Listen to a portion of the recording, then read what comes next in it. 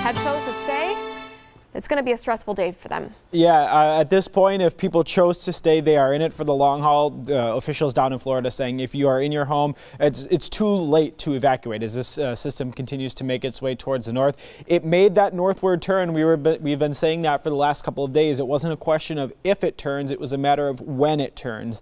It has done that, making its way towards Key West, eventually Naples and Fort Myers. Here's the latest tropical track. As you can see, a Category 4 storm last night made that northward turn off of Cuba, entering the Gulf of Mexico and the Florida Straits. Water temperature is 85 to 90 degrees. That's perfect fuel for these storms. Currently, the forecast is for it to stay as a Category 4 storm. Winds to about 130 miles per hour as it makes its way towards Naples. That would be right here, Marco Island, and eventually up towards Fort Myers as well. Continuing to track up the coastline towards Tampa as a Category 3 storm. Still a major hurricane at this point. Finally weakens as it makes its way towards the Florida-Georgia line. And in fact, for some perspective on how potent this is, they are potentially going to issue a tropical storm watch for Atlanta. That's how long the storm looks to hang on to its strength. Models keeping it right along the coastline right now. At this point, even if it stays over the water, is it a possibility? Yes, by about 10 to 15 miles. But the eye itself is 40 miles across. So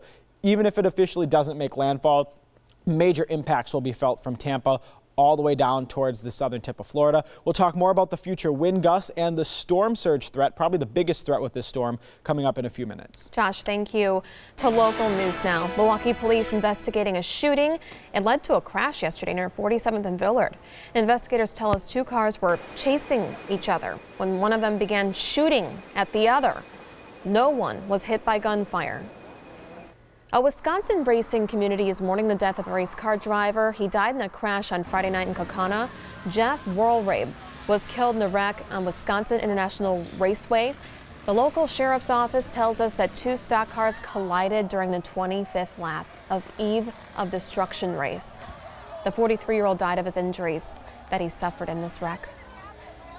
The Waupaca County Sheriff's deputy who was shot while trying to arrest a man is doing all right this morning. It happened on Friday.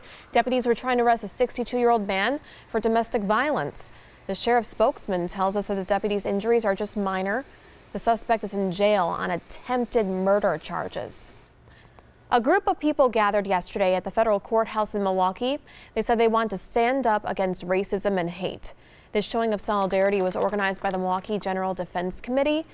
There was a special focus being put on welcoming immigrants.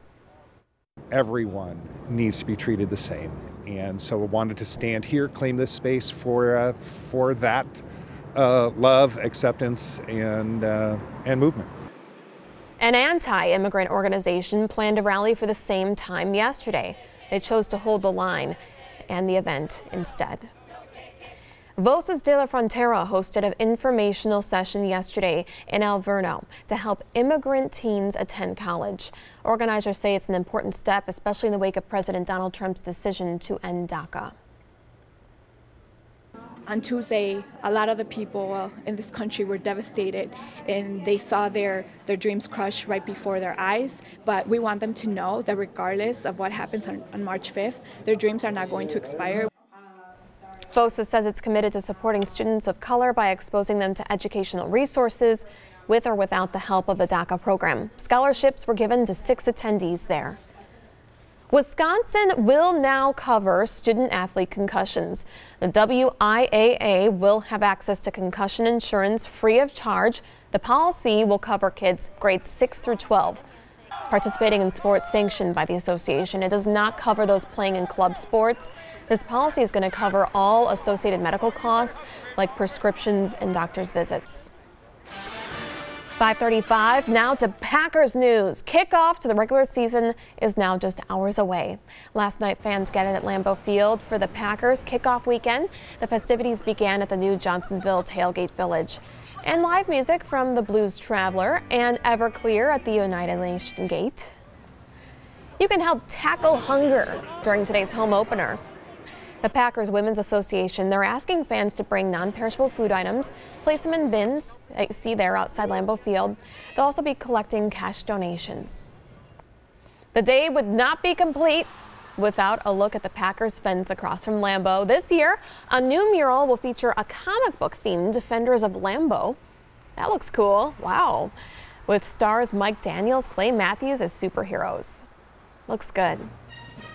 Enough talk now. Time for football. Green Bay kicks off the season against Eddie Lacy, the Seattle Seahawks, today at Lambeau Field. Kickoff is at 3:25. Gates open at 1:25. 5:36 this Sunday morning. Much more still to come on Live at Daybreak on today's TMJ4. Plus, things get saucy on Milwaukee's east side. Look at that. The event that encourages people to hurl tomatoes at each other.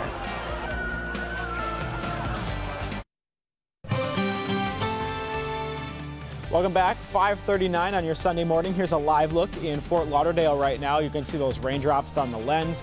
Also some waves there. Not too bad in this particular picture, but winds really picking up on the Atlantic side of the state right now. That's where we have hurricane force winds. Today is hurricane day, basically, for Southwest Florida. As you look at the current wind forecast, wind gusts right now from Naples down towards Marco Island into the 40s. That is tropical storm force winds, but right now they are all from the northeast, so it moves overland. The friction really slows it down. It will be a much different story as the system approaches. You can see by 8 o'clock, so just the next couple of hours here, 50 to 60, almost 70 mile per hour winds. Here's the peak winds right as that eye is approaching that eye wall. 90 to 100 mile per hour winds, Sanibel, Fort Myers. Here's the eye itself, that forecast where we see a little calming, and then winds switch to the southwest. And here's where there'll be a huge issue for Fort Myers. We have a major storm surge, and that will just pile water on towards the peninsula of Florida. So that's really the big concern after the winds move through. Storm surge of 10 to 15 feet. You can see very low elevation here for Florida. So what that means is all of this basically could be underwater with storm surge. We'll take a look at your local forecast, Julia, coming up in a few minutes. All right, thanks so much, Josh. More local news now to lighten some things up here. Things got saucy on Milwaukee's east side. Yesterday marked the 11th annual tomato romp. Wow, gets messy too. It's one of the only events in the country where people simply throw tomatoes really hard at each other. It takes place at North and Oakland. Raises money for River West Food Pantry. Coming up on Live at Daybreak on today's TMJ4, a live report from South Florida as Irma lashes the Florida Keys. And positively Milwaukee, we say goodbye to a woman who worked to make our city a better place. 5:44, welcome back. The state of Florida bracing for the potentially catastrophic effects of Hurricane Irma. The storm is now a Category 4 hurricane. Kristen Holmes is live in South Florida. Kristen, what do you see right now? Good morning, Julia. Well, we are in Fort Myers right now, which is directly in the path of Irma. They are expected to get 137 mile per hour winds. Those tropical storm winds starting to pick up any moment now. I'm not sure if you can see the trees swaying behind me just yet, but they are absolutely blowing, and this rain is coming down. Now, the biggest concern for this area and all of the towns along the west coast here is that so many people were not prepared for Irma to make this last-minute shift. They didn't have time to evacuate. Irma has the entire state of Florida in its sights. The storm is massive, 70,000 square miles, larger than Florida's entire land area. Heavy wind and sustained rain hammering the region, and hundreds of thousands already without power. At least 36 million people are under hurricane warnings, and those who didn't evacuate hunkering down and holding on. We have shelters on the East Coast, shelters on the West Coast. Of course, as the storm track pushed to the west, we began to mount up more shelters and evacuation centers over on the West Coast. The storm regaining strength after pounding Cuba, intensifying to a Category 4 in the waters south of the Florida Keys. Irma was further west than originally anticipated when it finally turned north, putting Tampa and the West Coast squarely in the storm's path. We've been lucky because we haven't taken a direct hit in over 90 years. So we really have been blessed, but we also recognize that our day was going to come, and it looks like our day has come. Although Miami and the east coast of Florida will be spared a direct hit, water is still rising there. With as much as 20 inches of rain predicted through Wednesday, Florida can only wait and hope for the best. And hoping for the best is certainly what people who stayed in the Florida Keys are doing right now as Irma approaches. We just got an alert that there is an extreme wind warning in that area. And of course, authorities for a week have been begging people who live in the Florida Keys to evacuate. They said that there was no way they could even get rescue teams to that area for a while after Irma hits. However, as we know, Julia, people don't always heed those warnings. Kristen Holmes live in South Florida. Stay safe. Thank you so much, Kristen. We'll see you next hour.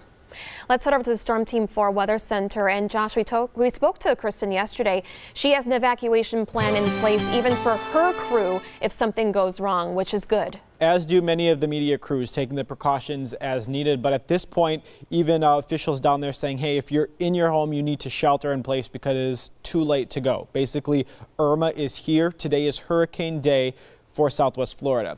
Currently, a Category 4 storm made its way yesterday along the northern coast of Cuba before making that ever anticipated turn towards the north. Now, here's the track as we go throughout the day today. By Sunday at 2 in the afternoon, we're just south of Fort Myers, so this would be around the Naples area as it continues to travel northward as a Category 4 storm. Winds of 130 miles per hour towards Tampa. Category 3 storm. That is still considered a major hurricane. This by Monday morning, 115 miles per hour. And the storm really doesn't lose any strength until it makes its way well into land. And that is in towards Georgia by Monday afternoon. Still a Category 1 storm. Finally, by Atlanta, we're looking at diminishing to tropical storm strength. And even in Atlanta, they have tropical storm watches posted. Now, the latest models, obviously in consensus, that this thing will track right along the coast of Florida. Now, does it stay technically over the water? Maybe. Maybe it doesn't make landfall, but close enough where impacts will be felt. If this stays 15 miles off the coast and the eye is 40 miles wide, obviously major impacts will be felt all the way from Fort Myers up towards Tampa. Here's the outer eye wall again. So even if the eye itself stays over the water, this outer eye wall, the most intense winds, that will make its way over land. Right now, the outer eye wall making its way over Key West right now. So official landfall of this hurricane when the eye passes will be happening very, very soon. Radar closer to home.